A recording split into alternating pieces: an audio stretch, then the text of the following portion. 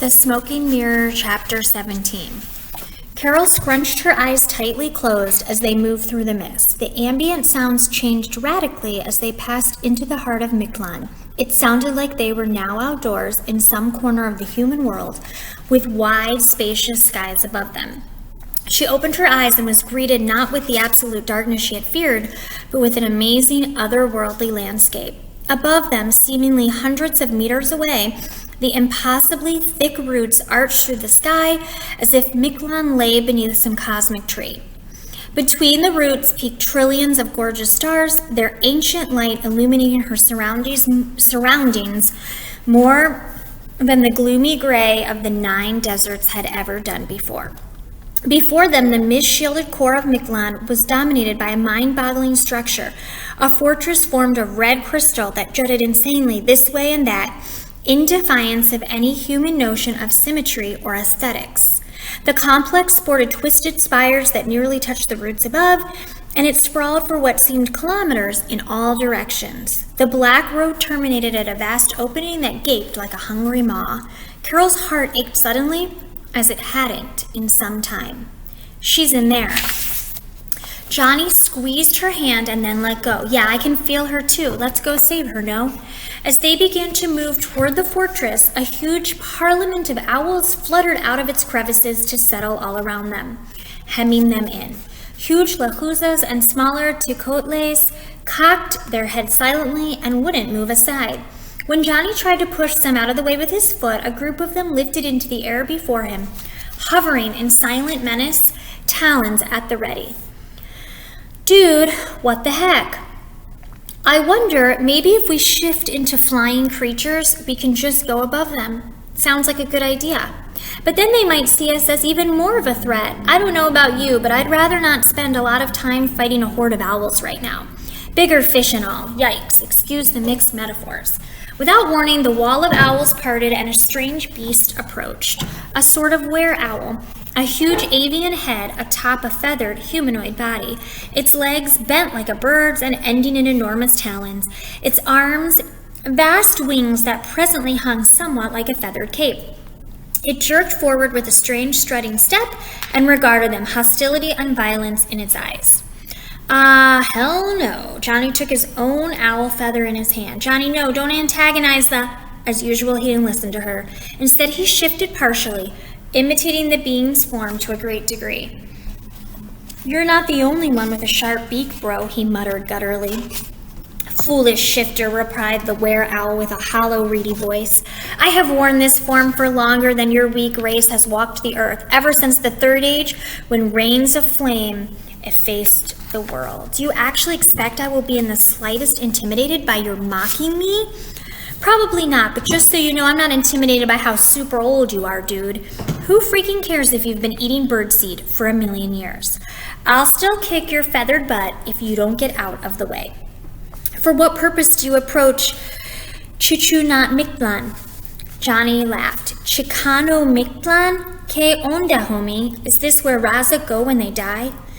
"Insolent Gib, speak not with disrespect of Chicunat Miklan, the mighty halls of death." "So that's the name of the fortress?" Carol broke in, trying to diffuse the tension. "Indeed, within its dark, blood-tinged depths, souls find their final extinction. But you are living humans, and you cannot pass." "Oh yeah?" Johnny's voice was a snarl. "And who's gonna stop us, huh?"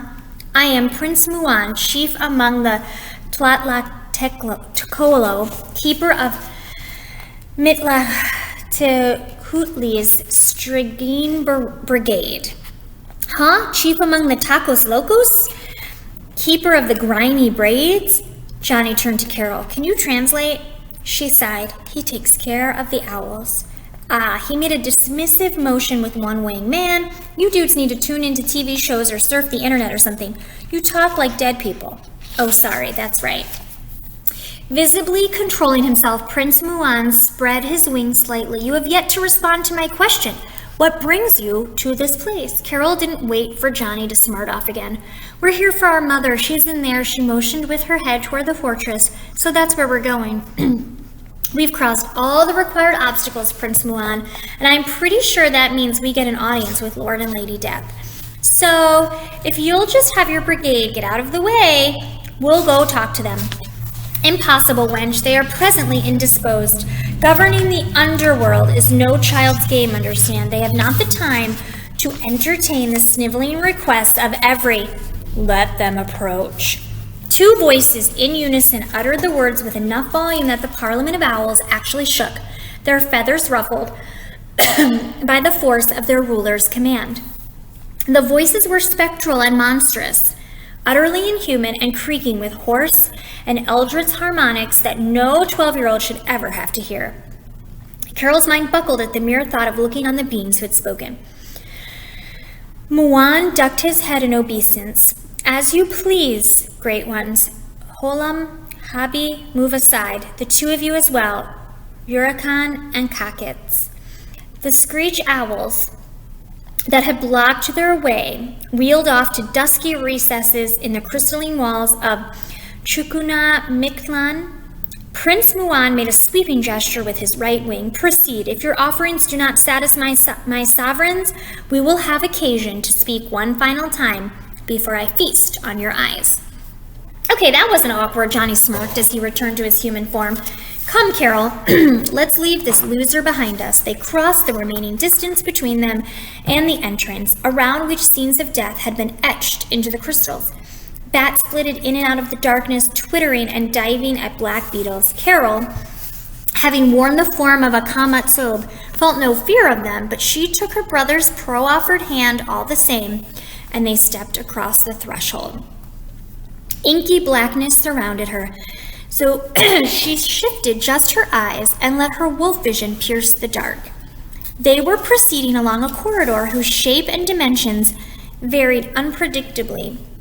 At times the ceiling loomed yards above them, at others it was just centimeters away. The walls closed in at them and then receded.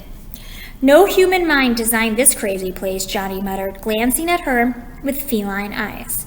"No, an ancient sociopathic god did. And he's got our mom." Johnny just grunted in reply, for the corridor had come to an end, emptying into a staggeringly cavernous hall lit by blue will-o'-the-wisps hanging suspended in the air. Ranged along the sides, standing at the ready between unevenly spaced stalagmites, were hundreds of skeletons, each clutching a spear, club, or scythe. Their eyes glowed with the same blue fire that flickered above. Several turned their skulls to regard Carol, and the nape of her neck prickled with fear. But the garrison of Kalakas only worried her for a moment. In the distance, she could dimly see two figures. "Come closer," they urged in frightening voices. Snakes and scorpions skittered frantically across the floor at the sound. Gripping Johnny's hand more tightly, Carol kept putting one foot in front of the other. She slipped her free fingers into her pocket and felt for the bag of jewels. "Oh, thank God, the sooner we get this over with, the better." Having faced the Ahalob, she thought she would be prepared for Lord and Lady Death. She was not. The closer she came to them, the more oppressed she became by thick swirling kawali, as if the sovereigns of Miklan exuded that dark magic. Her stomach twisted into knots at the sickly, sweet smell of blood and flowers. The rulers of the underworld struck real horror in her soul. Seated on thrones molded from human bones, Lord and Lady Death loomed gigantic, nearly twice the height of a normal man and woman. He was gaunt and gray, his parchment skin pulled taut across wiry muscles, and his abdomen so deeply sunken Carol could make out the outline of his spine. He wore a simple breechcloth, white with a single blue line at the fringed red edge, which was clearly dripping blood. His gnarled, thin legs were bare, but his splayed feet were fitted with black sandals. Draped across his shoulders was the tilma cape, bone white, with the same turquoise stripe and fringe as his breechcloth. The cape was spattered with blood, which formed mind-twisting patterns as Carol stared. Around his neck was a yoke necklace of silver and turquoise from which small gold-plated human skulls hung. Above this yoke, the skin of his lower jaw had been peeled away, exposing the bone. Though the rest of his face had flesh, it had worn thin and rotted in places, and his eyes were glowing red points in a circle of black. Atop his skull sat an extravagant headdress formed of owl feathers and silver. From each side jutted a vicious-looking spike. His companion was a more familiar sight to Carol, though not less frightening as a result.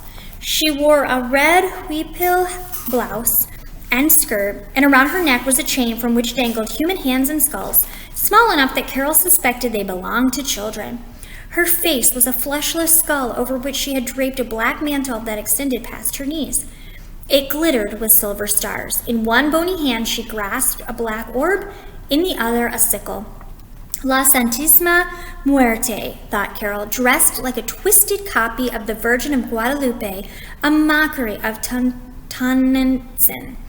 She'd seen the image tattooed on arms and legs, displayed on t-shirts and truck windows. Not just an Aztec deity, Godmother Death was worshipped in the 21st century in the twins' own hometown by people whose lives skirted the edge of normalcy, people for whom danger and death were occupational hazards. I wonder if they'd be so eager to kneel to her if they were standing right here.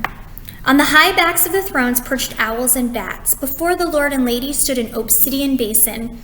Between them, some 10 yards away, a narrow archway led to the unknown bowels of the underworld. Johnny stood still, holding on loosely to Carol's hand. Thankfully, it seemed he had no desire for sarcasm. Raising long, thin fingers tipped with black claws, the Lord of Death pointed to the twins. Behold, breathing children, having overcome every obstacle, you stand before us. We who bear the titles Mictlantecuhtli and Mictlantecuhtli, King and Queen of Mictlan, you seek admittance to the deepest heart of our realm. Carol stammered, yes. These are not questions, living girl, Lady Death hissed. Forbear speaking until you are commanded. Mictlantecuhtli continued, your purpose here is known to us. We shall not interfere with your quest, as its object is also living and therefore an anathema to Mictlan. The Dark One awaits you, and you will either win passage out of our realm or be destroyed utterly. First, you must satisfy our requirements. Have you gifts with which to pay our toll?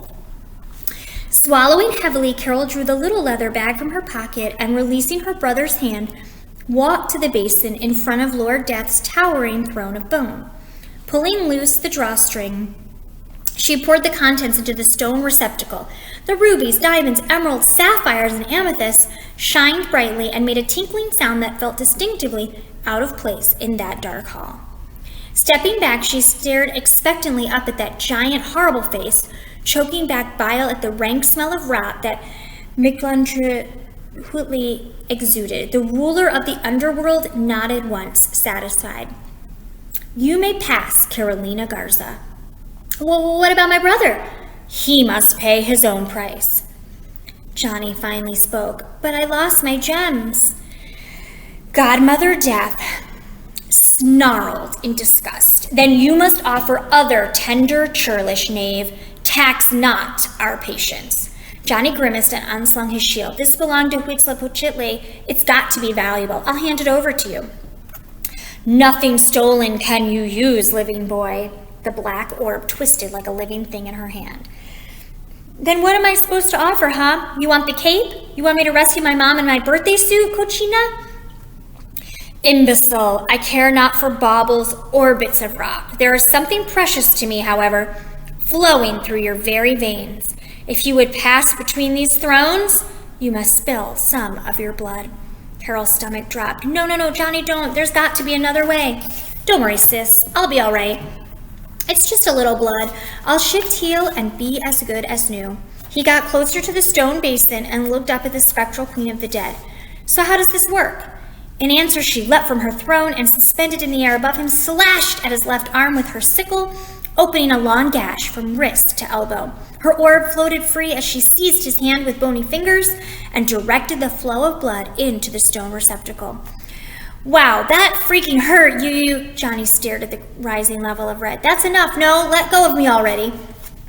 Carol, without thinking, moved to intervene, but Mictlantecuhtli released her brother before she had a chance to confront the goddess. Johnny collapsed to the floor, his face white. Shift, Johnny, shift! His body jerked and twisted, and soon the jaguar lay before her, growling weakly. Struggling to all fours, it bared its teeth at Lady Death. Save your crude insults for your own mother, knave. She deserves them more. Be that as it may, you have paid the toll. Be gone with you. Twitching his tail in anger, Johnny padded between the thrones and passed through the archway. Carol followed, eager to put the skeletal sovereigns behind her, desperate to see her mother